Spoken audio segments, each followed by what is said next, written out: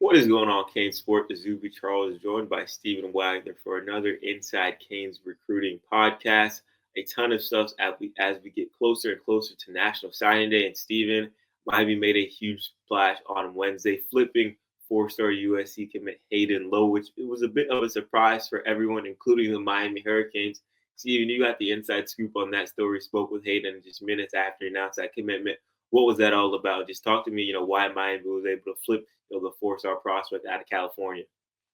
Yeah, well, the first thing that really stood out to me, and this was something that I really laughed about. I literally laughed out loud whenever he told me. I asked him what was Miami's reaction whenever you told them that you'd flipped or that you were flipping. And he said, well, that's the funny thing. I haven't actually told them yet.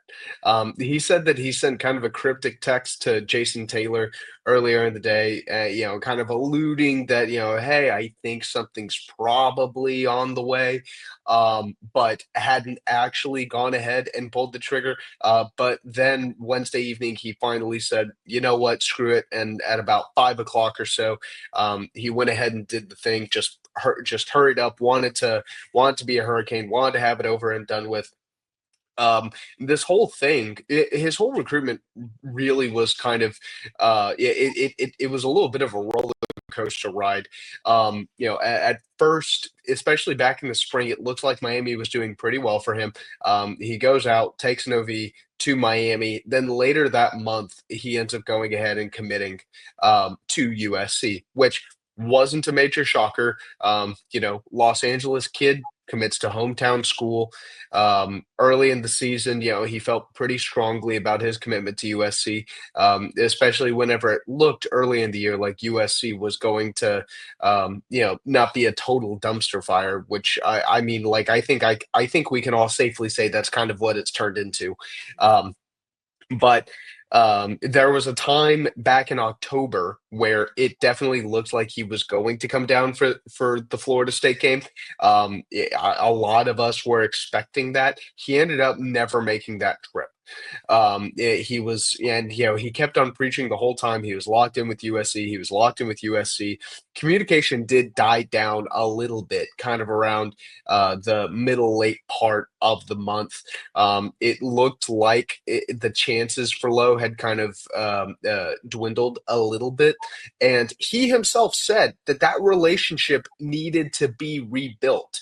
And really, Miami over the last 2 weeks, they really went balls to the wall, through everything but the kitchen sink at Lowe in terms of building that relationship, in terms of getting him to a place where he felt he was comfortable going ahead and committing to Miami. And then finally he said, yeah, man, let's go ahead and do it. So really big props to Miami staff because from what we were told back in mid late October, it looked like Miami's chances for this kid had really decreased significantly. But Miami rebounded in a major way, and now he's a Hurricane. He says he's shut down his recruitment, and it looks like he's ready to go ahead and sign on December 4th. Yeah, this one kind of gave me a bit of deja vu because, obviously this happened in a very similar way with Justin Scott last year, a guy that took an OV to Miami. Hurricanes are really high on. A lot of people thought he may commit to the Hurricanes, commit to Ohio State. Later in the cycle, Miami just remains persistent and kind of makes their way back in that recruitment. And then boom, another surprise flip, now with Hayden Lowe. So huge, huge, huge addition to the Miami Hurricanes 2025 recruiting class. And, we said on the podcast last week, if there's one person that can close strong on the trail, that's Mario Cristobal and these Hurricanes. So we're starting to see that, and we don't think it's slowing down anytime soon. But before we move on to some other top, flip targets and guys that we think, may be additions to this class, I want to kind of talk about Hayden Lowe as a player because he is one of the best edge rushers in that 2025 class. I had the chance to catch up with his coach, Charles Collins, out there, Oaks Christian, who's also his uncle. And, he had kind of a unique story of saying how he's watched Hayden Lowe develop, not only through high school, but, his entire football career. Says he's a guy that went from just playing the position, just trying to make that big play, to really understanding the position at defensive end. And he's coached a lot of talented guys, including former first-round pick Kayvon Thibodeau, who also played for Mario Cristobal in the Oregon Ducks, back in his time on the West Coast. And that relationship they built, during Kayvon Thibodeau's recruitment actually played a major role in, Miami letting Hayden Lowe as well. So I had the chance to talk with Charles Collins about that, about, Hayden Lowe's skill set, that relationship he has with, Mario Cristobal, as well as Mike Rumph, who he actually coached, when Mike Rumph played for the 49ers. Collins was a wide receiver coach, for San Francisco back in the day. So a ton of ties to the program that led to that eventual commitment. And Steven, you took a deep dive into Hayden Lowe's game, a guy that, Collins told me he benches 380 pounds. So just a physical freak, a unit, at that defensive end position. Just what are your thoughts on Hayden Lowe as a prospect and what he can potentially bring to that Miami defensive line room? Yeah, whenever you look at how he's been evaluated by the four major recruiting sites, it really depends if this kid's playing style is kind of your cup of tea or not. Because there are two playing styles or there are two databases that have him unranked, but a four-star prospect outside of the on 300 and then outside of the rivals 250. But then you've got two other sites that have him very, very, very high. I think 247 has him as a top 50 overall prospect. I think ESPN has him somewhere in the 150 range. So really, it depends if this kid is your cup of tea as a scout. If this is like the kind of player that you really, really like. Looking at his tape, I think that this is a kid who potentially has an insanely high ceiling, and if he clicks at the college level, I have no doubt he will be a first 3 round draft pick. He will absolutely go. He will absolutely be drafted in the first 3 rounds. However, I also think right now he is very, very raw. And I think that all of the pieces are absolutely there for this kid to absolutely be a massive physical freak on the football field. But I really think that he as a player is going to kind of be, it's going to give us a good idea at just, how good at developing this Miami staff is. Because while I don't necessarily think that he's going to be one of these plug and play guys who would be great at literally any program, regardless of who the coach is. I do think that he's someone where if he has the right coach and he is developed, he could be a massive difference maker that we're talking about for a couple of years. So if he's developed properly, I think that this kid could be a massive star. If not, then I think he could potentially end up being kind of an okay-ish player. I think it's going to totally depend on how well Miami is able to develop him. I think that this is the perfect project for a guy like Jason Taylor, who, so far, he's only had 2 full seasons. Well, he's currently in his second full season now as an actual formal college position coach. By the time we get to year 3, I'm really curious to see the job that he's able to do with a guy like Hayden, who, like I said, he has all of the physical attributes to be a superstar. He has absolutely massive superstar potential. Um, but now the question now the question is, how well is he going to be developed?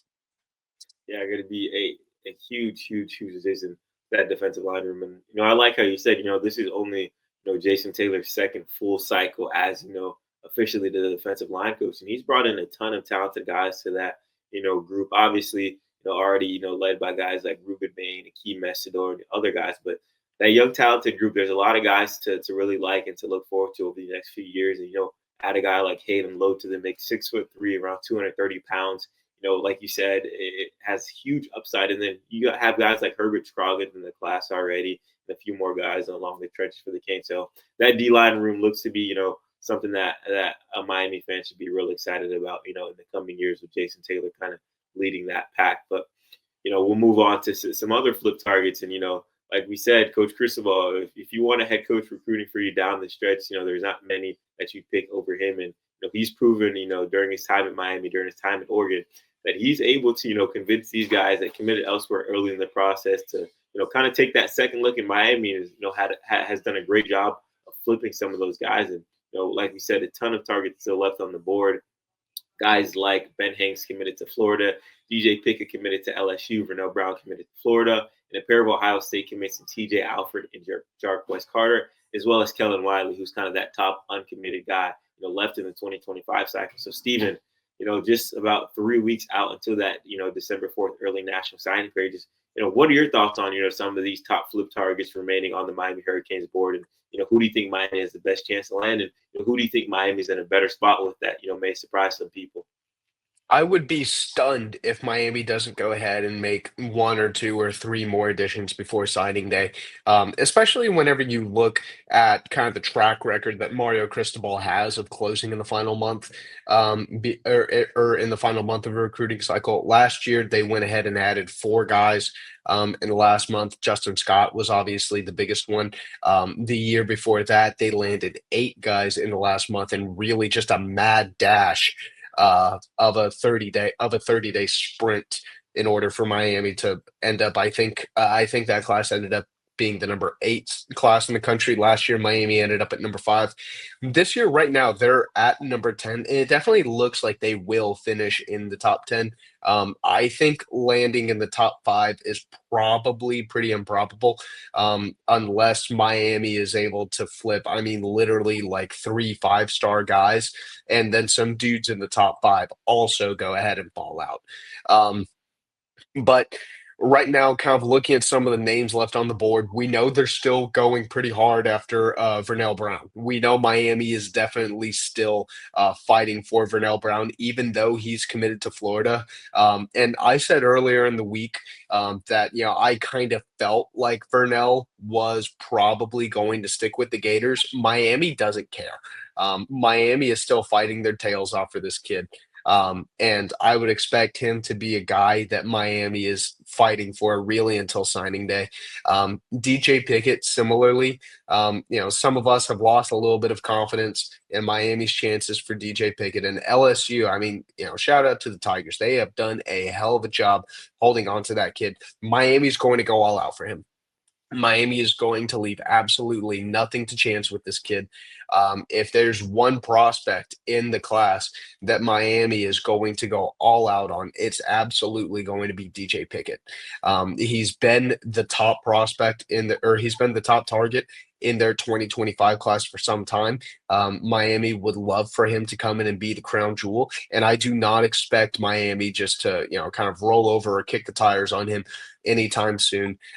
Miami is definitely still going to keep pursuing him until the very, very end. TJ Alford, the 4-star Ohio State linebacker commit, is another guy Miami is going to keep fighting for until the bitter end.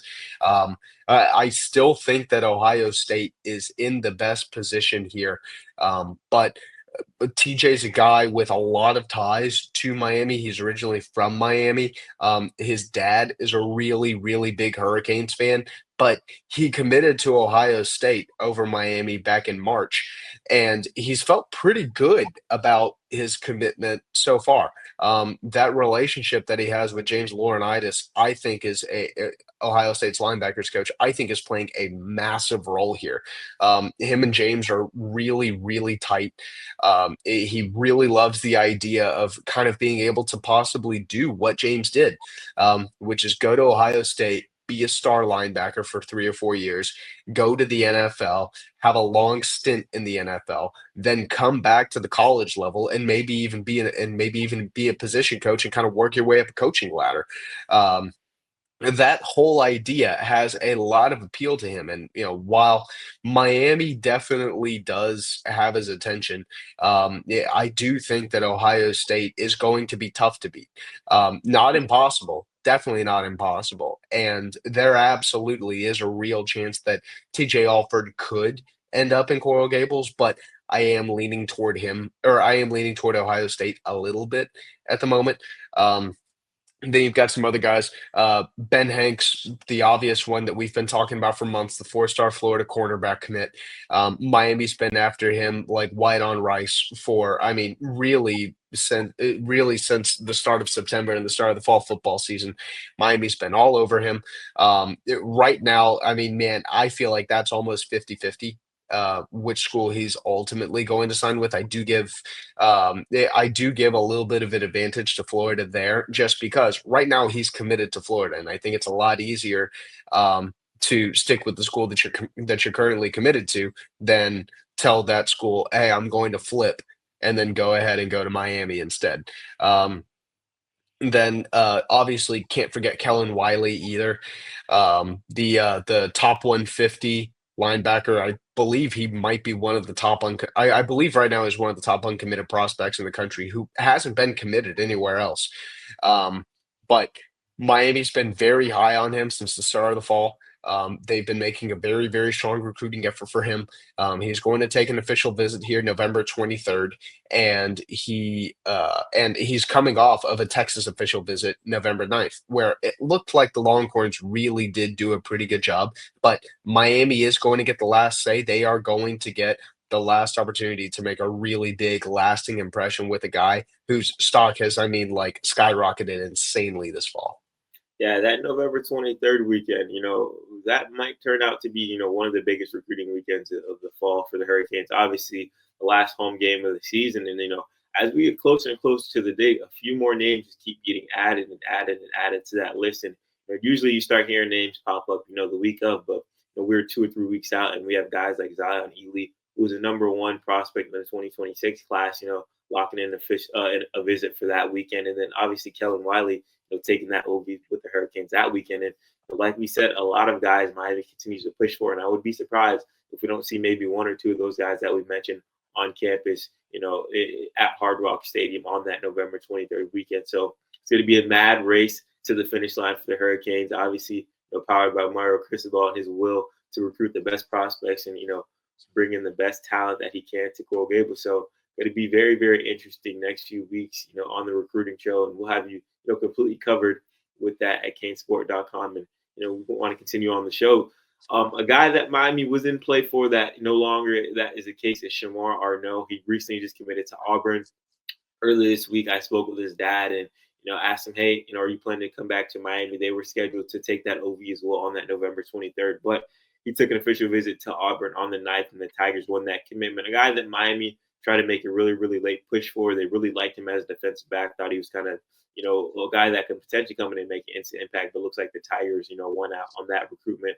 A team that has been recruiting him, for a good amount of 2 years now, and Miami just didn't have enough juice at the end. But still, a ton of top defensive back targets on that 2025 board left, and the Hurricanes are in the mix for a lot of those guys. But want to move on. Obviously, we love talking about guys Miami's chasing and adding to that class, but want to talk about some of the guys that, are in that 2025 class that's currently a top 10, group in the country right now. Playoffs are starting around the country, and there's no shortage of Miami guys that are chasing state titles in their respective areas. South Florida kicks it off this Friday with a ton of guys in action, such as Malachi Tony and others down here. Chris Ewald, Dante Simpson, and Chaminade looking to win their fifth straight title in 4 years, or fifth state title in 4 years, which is pretty impressive in itself. So we're going to be seeing, those guys take on a lot of guys. And Steven, throughout this year, we've watched a ton of Miami commits, whether that be in person or, checking out their midseason huddle highlights. Just want you to highlight, one guy on offense and one guy on defense that you've been, super, super impressed by this year and potentially think, they can make an impact when they get to Coral Gables sooner rather than later.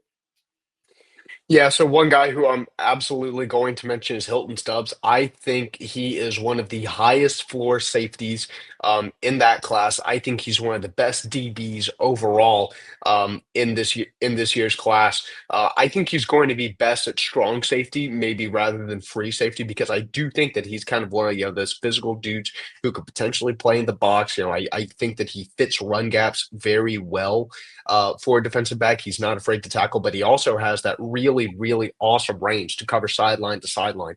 I think him at strong safety may be matched with, I don't know, Bryce Fitzgerald at free safety. I think that could be a really, really awesome safety combo. Two guys who I've been very consistently impressed with. Another dude who I definitely want to mention is going to be Joshua Moore. And while his team definitely doesn't have just the kind of, hey, let's drop back and throw it to our best player on every single down. That's not exactly what they do offensively. He has been extremely productive whenever he's received his targets. He's an absolute athletic freak, and I truly do believe that right now, as this class currently stands, I think that he has the highest ceiling of anyone in the class. I think that he will be a first-round draft pick if he reaches his full potential in Coral Gables, I really do think that he could potentially be that kind of talent. This time a year ago, if you had told me, hey, I think Josh Moore is going to be this type of player, especially whenever a lot of us just kind of felt he was just sort of like a so-so really tall receiver. I would have been stunned at you telling me I would feel this way now, but I've had a chance to see him a couple times this fall. He really does have just kind of that different physical quality to him. I think he has massive star potential. And then another guy who I've been really high on for a long time, Herbert Scroggins. He closed the year as Georgia's sack leader through all classifications. He had 17 sacks. He was actually going for 20 sacks, but he ended up coming up a bit short. And plus, he did only end up playing 9 games, so he absolutely could have gotten 3 sacks in one game. He had a couple of games where he had more than 4 sacks. I think he is a really, really good pass rusher, but just has like an awesome instinct and ability to understand how to play the run. Like he's definitely not a pure pass rusher by any means. I think that he could be kind of like a stand-up defensive end, outside linebacker, kind of in sort of like a Jack hybrid role. But I think that he could be a really, really, really good player. He's one of my favorites in the class, and a guy who I don't think gets nearly the attention that he deserves. I think he's extremely versatile. I think he's really smart. I think he's got great football instincts. I don't think that he's a guy that, is really only effective in stopping the run or only effective when he's rushing the passer. I think he does an awesome job doing both. I think he has an awesome job understanding his defensive assignments and defensive responsibilities. And I mean, I'll definitely attribute some of that to going to a military school. I mean, he is that disciplined kind of kid. I think he's a great kid. I think he's absolutely got a great head on his shoulders, and I think that he has every tool to succeed. Yeah, on the offensive side of the ball, there's two guys that kind of really stick out to me that I think are going to be able to make big impacts when they get down to Coral Gables. And first is going to be center SJ Alafai out of Bishop Boardman, who some people regard as the best center prospect in the 2025 class. And we obviously know Zach Carpenter. This is his final year at Miami, kind of a one and done guy, and they'll need somebody to come in and compete for that role, in the middle of that offensive line. And Mario Cristobal and those guys have been extremely high on SJ, since they started recruiting him back in middle school when they were, on staff at Oregon. So that's a guy that I think has the potential to come in and, be a day one starter for the Hurricanes. Obviously, they have, Frank Avelli on staff right now, but I do think SJ can come in and compete for that starting center job. And another guy that I've been, absolutely high on for a very, very long time is, slot wide receiver Malachi Tony, who's added a lot of good weight this offseason and throughout this fall. I think he's up to 185, 195, 90 pounds, about 5'10". And, when he first committed to Miami as a sophomore, I spoke with his head coach over there at American Heritage, Mike Smith, and he said the young man had the best hands to ever come out of that program. And that's a school that has sent, multiple guys, over a dozen guys to the NFL in the past 10 years. And for him to say that a sophomore wide receiver has the best hands to ever come out of the program,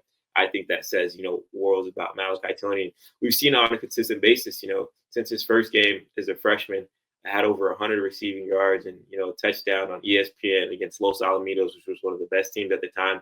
Kid is just made for big moments, and I think that's going to continue at the college level. I think he can potentially crack that, 3 or 4 man rotation in that wide receiver room with Coach Kevin Beers and those guys when he gets to campus.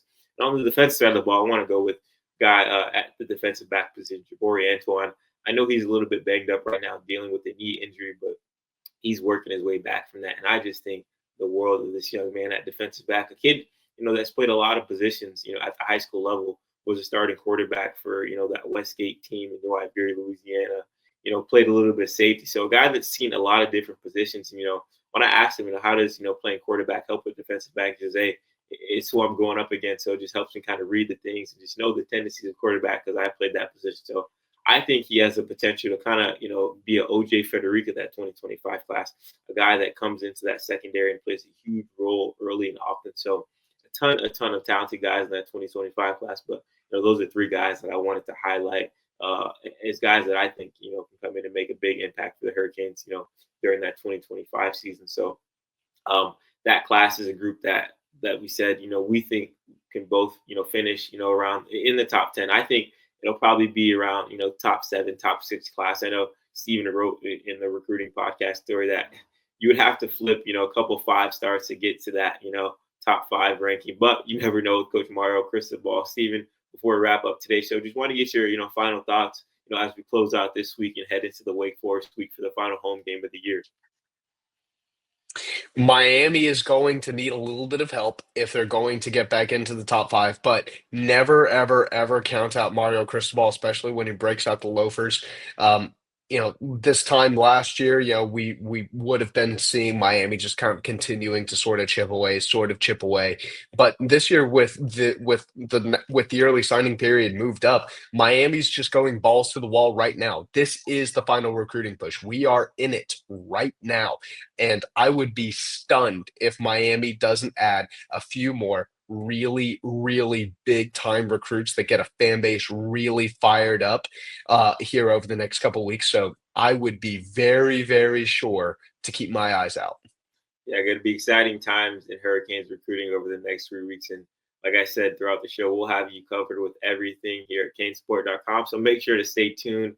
Make sure to get active on our message boards. Steve and I are always talking recruiting with you guys on there. If you don't have the chance to watch a podcast, which I hope all you guys do and enjoy. So for Stephen Wagner, I'm Izubee Charles. Thank you all for watching. Have a great day.